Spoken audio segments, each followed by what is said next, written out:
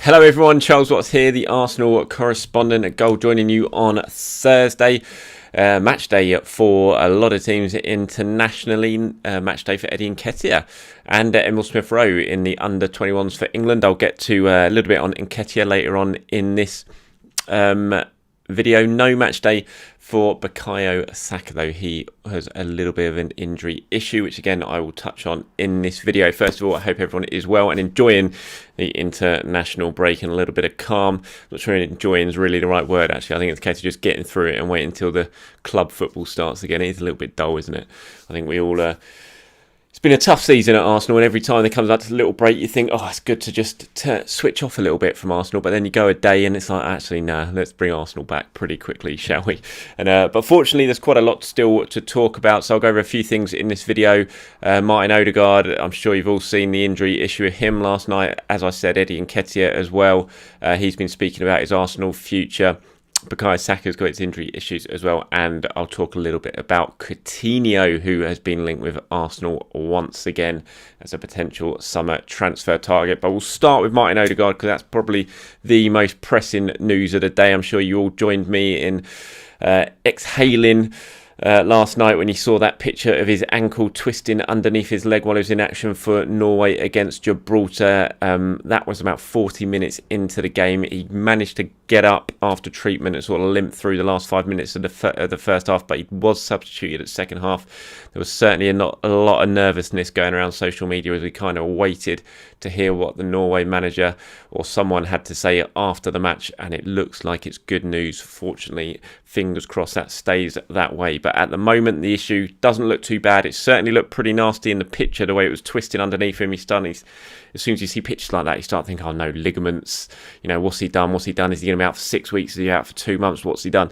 But himself, Martin Odegaard, speaking after the game to Norway media, said, I twisted my ankle, but I think I'll be fit for the game against Turkey on Saturday. So if that is the case, then that certainly suggests it's not a bad one at all, and he was just taken off as a precaution. And his comments were echoed really by Stel Solbakken, the Norway manager, who he said, it's not a serious injury. I have hopes that Martin will be fit for the game against Turkey the weekend. I think everyone at Arsenal is probably thinking, nah, you're all right, mate. Why don't you give him a little bit of a rest at the weekend? Just ease that ankle up and make sure he's all right for when he comes back to Arsenal. But obviously, international managers won't think like that. They'll think about themselves and their country's needs. And if Odegaard is fit, he's the captain, you'd imagine he's going to play, which, I think Arsenal will be a little bit disappointed with that. After any of their players get a little bit of an injury, they'll hope that the managers will sort of take it easy on them and give them a little bit of rest, ensure that injury has fully recovered. But we'll have to wait and see. I'm sure the Arsenal medical team have been in contact with Norway to find out the extent of the injury and exactly what's going on. But given the comments that we've seen from Solbakken and from Odegaard himself, it doesn't look like it's a particularly bad one. So panic avoided for a time, because I did see everyone on social media did go into a bit of a meltdown last night. It's sort of the thing you most fear during the international break, and hearing one of your players gets injured. But when it's someone like Odegaard, who's been so important to Arsenal since he's arrived from Real Madrid and is in fantastic form just prior to the international break. Obviously the star of the show at the weekend against West Ham, scored a couple of goals recently, just looks the absolute business at the moment, and he's making Arsenal tick. So the last thing Mikel Arteta or anyone at Arsenal will want is to be without Odegaard for any significant amount of time. They've only got him till the summer as it is, so you don't want to be without him for a large chunk of that time because of an injury, certainly not one that's picked up on international duty. But fingers crossed, given what's been said, that he will be okay, and that even if he does play at the weekend against Turkey, then he will return fit to play for Arsenal when we get up and running again after the international break with that game against Liverpool. A little bit more injury news. Bukayo Saka, he's obviously got that hamstring issue that he's been struggling with Arsenal. He did play against West Ham, managed about 77 minutes, I think, at the weekend. He did then link up with England, but he's now back at Arsenal because of that hamstring injury. He's not been pulled out of the squad totally. Obviously, England playing against San Marino tonight. I don't think that's going to be. He's going to be involved in that one. I think it's tonight. England playing San Marino. And he's not going to be involved in that one. I think, given he's back at London Colney, it's a case of possibly he could play in the other games that are coming up. They've got Albania and Poland over the next few days as well. 3 games in 6 days for England. Absolutely mad. And yeah, so you'd expect San Marino, they're not going to take any risks, especially against a team like San Marino. I mean, let's face it, the under 21s could beat them. So you're not going to risk a player who's got a slight injury issue, especially when it comes to a hamstring. But hey, certainly Gareth Southgate and the England team hope he will be available for possibly the Albania and Poland game. Again, the Arsenal medical team are in close contact with everyone at England, discussing the situation. Like I said, he is back at the moment at London Colney, going through treatment with the medical staff, so they certainly won't release him, I don't think, if they think there's any issue with Saka in terms of possibly aggravating that injury further if he goes back to England. But for now, given what Gareth Southgate is saying, he thinks that Saka's got a chance of playing in the next 2 games, so we'll have to wait and see on that one. But other than that, Arsenal's injury news looks pretty good at the moment. We haven't seen anything else from the internationals so far. A lot of players obviously still at London Colney training. We saw the video Arsenal posted yesterday, fantastic goal from Gabriel Martinelli in that video, absolute thumping shot into the far corner. But lots of players still there, like Lacazette, like I said, Martinelli as well, Pablo Mari, Dani Ceballos. I think there's about sort of 10, 11 senior players still left at the squad with Mikel Arteta. A few of the youth team players have come in, under 23s have come in to train with them as well. Balogun's training with them, while the other rest of the squad are over on international duty. So fingers crossed. Hopefully what we've just seen with Odegaard is the only real injury issue we see in terms of an Arsenal player over the coming days. But if we do hear anything more, then stay tuned to all my usual social media channels, and I will update as soon as I hear anything. Okay, what else I wanted to talk about today? Let's go with Philip Coutinho, shall we? Who has been linked to Arsenal for about, I would say, the 5,551st time in the last couple of years, being linked with Arsenal. Now, £35 million is a price tag that has been suggested. I'm not sure that's something that Barca would really go for at the moment, despite their money issues. I'm not sure £35 million will convince them to sell a player they signed for well over 100 only a few years ago. But yeah, Arsenal being linked with him again. The reports, I think they emerged in Spain, saying that Arsenal are looking at him if they can't get Odegaard over the line in the summer. Would potentially be cheaper than Odegaard if that £35 million price tag is a correct one. I don't think it would be. I think it'd be more than that. But in terms of Arsenal's chances of Coutinho, I can only say what I've heard. Not even right now, but certainly in the summer when they were being linked constantly with him, that I was told from people that I fully trust at Arsenal that there was absolutely nothing in that in the summer. It's an easy link to make because we know Coutinho is represented by Kia Joabchin. Kia Joabchin obviously has had a big say in Arsenal's transfer business in recent transfer windows. A number of his players have arrived. He's very close with Edu. Was very close with Raul Sanllehi as well before Raul left. So it was an easy link to make. Coutinho wanted to move when he was coming back from Bayern Munich. It didn't look like he was going to be staying at Barca. And so Arsenal was one of the obvious links. And that's what happened. It was constantly mentioned. But all the time, through all that speculation in the summer, I was always told that Coutinho to Arsenal was not going to happen. So I wouldn't expect that stance has changed dramatically now.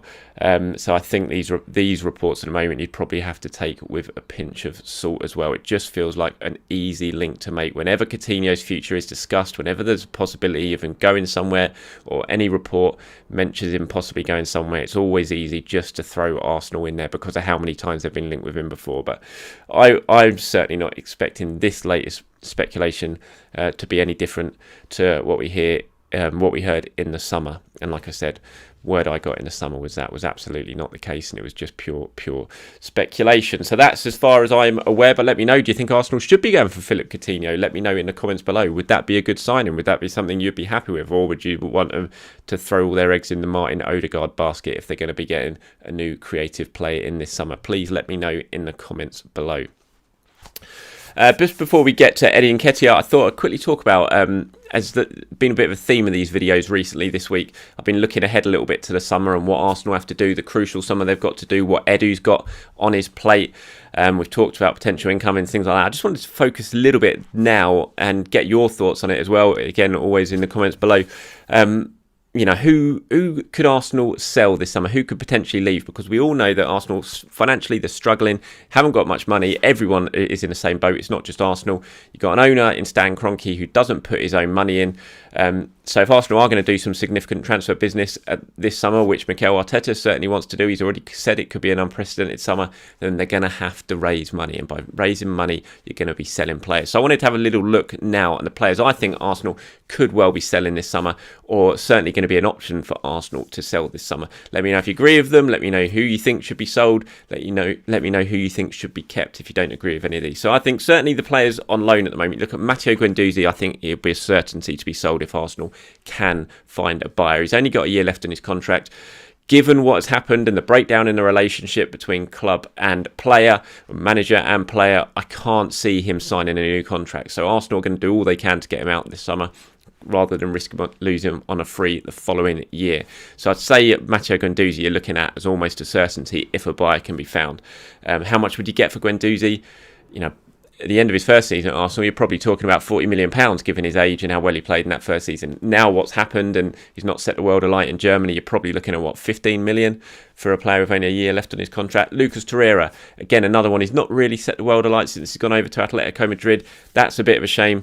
Will still have 2 years left on his contract, though, so Arsenal in a slightly better position with him when it comes to protecting his value. Possibly they might look at doing another loan, see if he can get playing a little bit more, say send him somewhere like Italy, where he's done well before, and potentially then you can, if he plays very, very well, your value is going to go up. But I would suggest if Arsenal get a decent offer for Torreira again this summer, they would look to cash in.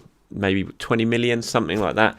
I would say you might have to take a little bit of a hit on Torreira, which is a shame. Again, like Guendouzi, if you're halfway through his first season at Arsenal, you're looking at a £50 million player there. Joe Willock, again, I think this might be the summer Arsenal will certainly look at it if a decent offer arrives. I don't think he's an absolute certainty to go.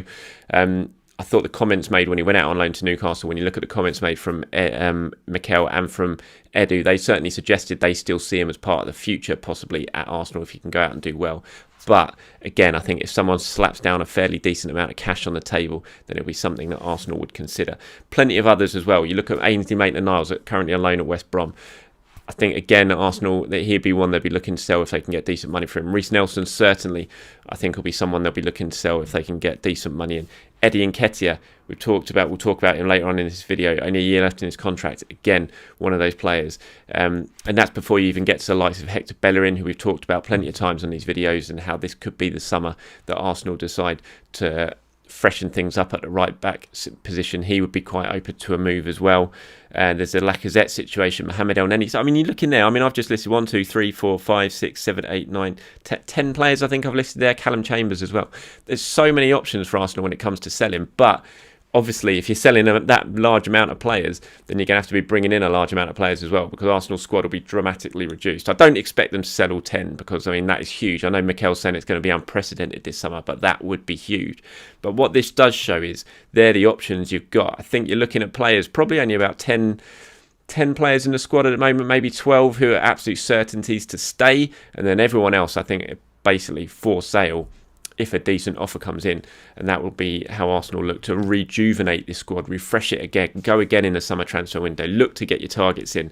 But to do that, they're going to have to sell well, and they're going to have to be pretty ruthless when it comes to transfers. So let me know, out of all that list that I've just spoken about there, who do you think should go? Who do you think should stay? Who should Arsenal be prioritising in the summer transfer window?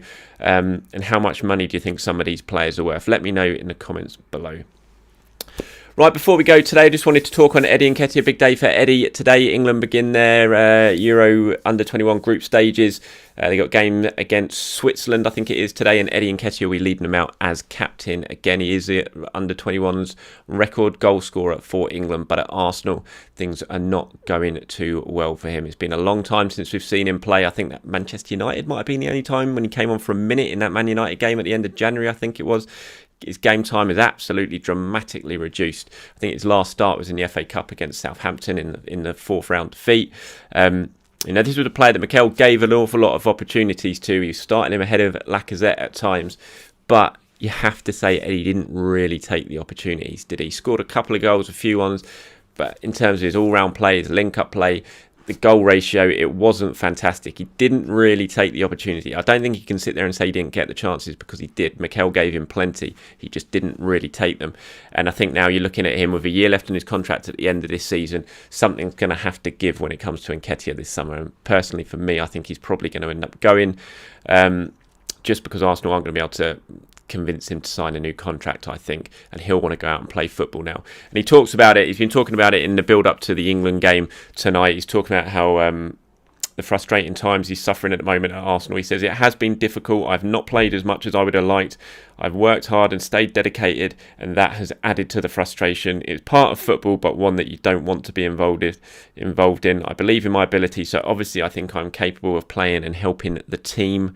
It is frustrating not playing, but you have to channel that frustration in a good way. Use your time wisely to work hard and prepare for when that opportunity arrives. So good comments from Eddie there. He's not slamming Arteta. He's not throwing his toys out the pram. He's just talking about the frustrating times that he's going through at the moment.